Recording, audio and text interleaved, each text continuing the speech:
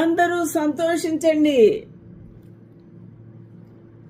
Let us be glad and rejoice and give honor to him, for the marriage of the Lamb is come, and his wife hath made herself ready.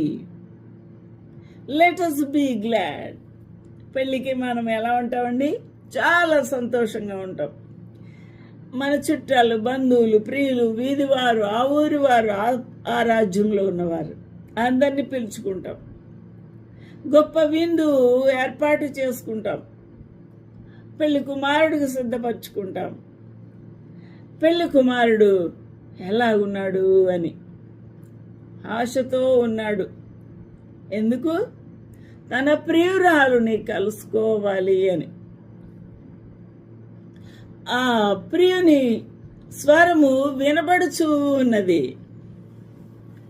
పరమగీతాలు 2వ అధ్యాయంలో 8వ వచనం, ఆలకించుడి, నా ప్రియుని స్వరము వినబడుచూ ఉన్నది.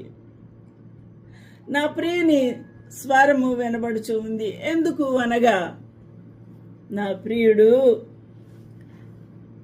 తన ప్రియురాల్ని తీసుకొని వెళ్ళడానికై సిద్ధపడి వస్తూ ఉన్నాడు కాబట్టి. అందువల్ల కాబట్టి ఆయన చాలా తొందరగా రావాలని ఆశపడుతూ ఉన్నాడు. ఆలకించుడి, నా ప్రియుని స్వరము వినబడుచు ఉన్నది. నా ప్రియుని స్వరము వినబడుచు ఉన్నది. హల్లెలూయా. ఎవరి కోసము? తన ప్రియురాలు వింటదము అని. ఇదిగో నేను వస్తూ ఉన్నాను అని చెప్పడానికి ఆయన పరలోకము నుండి తన స్వరము వినిపించుచూ ఉన్నాడు. హల్లెలూయా. ఆలకించుడి, నా ప్రియుని స్వరము వినబడుచున్నది. ఇదిగో అతడు వచ్చుచూ ఉన్నాడు. హల్లెలూయా.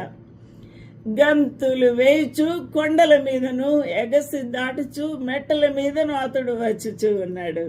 మన ప్రభువు ఆయన మేఘాల మీద వస్తాడట. The voice of my beloved behold he cometh leaping upon the mountain, skipping upon the hills.